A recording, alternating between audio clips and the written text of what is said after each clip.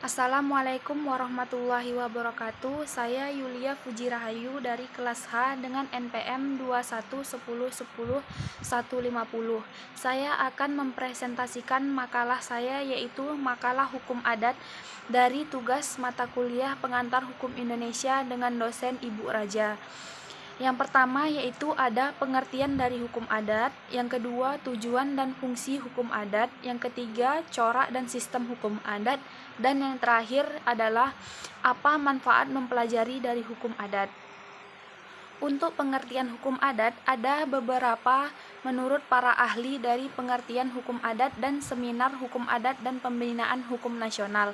Yang pertama, menurut R. Supomo, hukum adat adalah hukum non-statuair yang sebagian besar adalah hukum kebiasaan dan sebagian kecil hukum Islam. Yang kedua ada menurut Surjono Sukanto. Menurut Surjono Sukanto, hukum adat pada hakikatnya merupakan hukum kebiasaan. Artinya, kebiasaan-kebiasaan yang mempunyai akibat hukum. Berbeda dengan kebiasaan belaka, kebiasaan yang merupakan hukum adat adalah perbuatan-perbuatan yang diulang-ulang dalam bentuk yang sama menuju pada Rechtvaardigordening der Samenleving.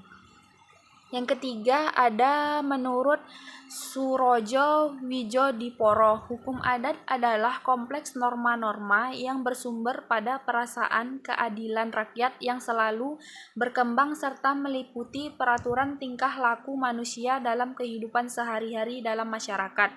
Sebagian besar tidak tertulis, senantiasa ditaati dan dihormati oleh rakyat karena memiliki akibat hukum atau sanksi. Yang keempat, menurut kesimpulan hasil dari seminar hukum adat dan pembangunan hukum nasional, hukum adat dapat diartikan sebagai hukum Indonesia asli yang tidak tertulis dalam bentuk perundang-undangan Republik Indonesia yang di sana-sini mengandung unsur agama. Yang kedua adalah tujuan dan fungsi hukum adat. Tujuan hukum adat adalah hukum adat dibuat untuk menuntun warga masyarakat hukum adat untuk mencapai tujuan hidupnya. Tujuan hidup manusia menurut hukum adat ada dua, yaitu tujuan yang bersifat materi dan spiritual. Dan fungsi hukum adat adalah hukum adat dalam tata hukum nasional dapat berfungsi sebagai ius constituendum. Fungsi ini diperoleh jika ruang kosong yang diciptakan oleh hukum adat tertulis diisi oleh hukum adat melalui kajian para sarjana, melalui doktrin-doktrin hukum dan jurisprudensi hukum adat.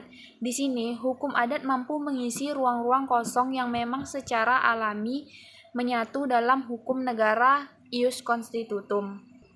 Yang ketiga adalah corak hukum adat dan sistem hukum adat. Ada beberapa corak hukum adat, yaitu yang pertama keagamaan, yang kedua kebersamaan, yang ketiga serba konkret, yang keempat sangat visual, yang kelima tidak dikodifikasi, yang keenam tradisional, yang ketujuh dapat berubah, yang kedelapan mampu menyesuaikan diri berbeda dari hukum perundang-undangan yang sifatnya pasti dan tidak bisa dirubah-rubah begitu saja karena menyangkut seluruh mesin perundang-undangan, maka hukum adat mampu dan mudah menyesuaikan diri dengan keadaan-keadaan yang baru. Yang kesembilan, terbuka dan sederhana. Sistem hukum adat. Sistem hukum adat adalah sistem hukum yang berasal dari alam pikiran bangsa Indonesia yang berdasarkan Pancasila, yaitu alam pikiran yang percaya dan takwa kepada Tuhan Yang Maha Esa, tidak membeda-bedakan manusia, yang mengutamakan kepentingan masyarakat di atas kepentingan pribadi atau golongan, yang mengutamakan hikmat kebijaksanaan dalam permusyawaratan, dan yang menyadari adanya hak kewajiban yang sama untuk menciptakan keadilan sosial. Yang terakhir yaitu manfaat dari mempelajari hukum adat. Manfaat dari mempelajari hukum adat ini, kita akan mudah memahami hukum Indonesia karena hukum adat dibentuk menurut kebiasaan masyarakat Indonesia yang memiliki sanksi dan diselaraskan dengan hukum nasional. Dan mempelajari hukum adat ini, kita dapat mengerti pula bahwa pada hakikatnya bangsa Indonesia ini tidak menolak sisi-sisi lain dari budaya hukum asing sepanjang tidak bertentangan dengan budaya hukum Indonesia. Begitu pula akan tumbuh pemahaman tentang perkembangan dan proses perubahan hukum adat. Seiring dengan perkembangan zaman dan tuntutan pembangunan mempelajari hukum adat, pada akhirnya kita dapat memahami budaya hukum Indonesia dan tuntunan pembangunan hukum adat pada zaman ini. Kesimpulannya, hukum adat tumbuh dari kebutuhan hidup yang nyata, cara hidup yang keseluruhannya merupakan kebudayaan tempat hukum adat itu berlaku. Mempelajari hukum adat berarti mempelajari cara hidup dan pandangan hidup bangsa Indonesia yang merupakan refleksi dari cara berpikir dan struktur kejiwaan bangsa Indonesia. Sekian presentasi yang dapat saya sampaikan. Lebih dan kurang saya mohon maaf apabila banyak kesalahan yang terdapat dalam kata-kata yang saya sampaikan tadi.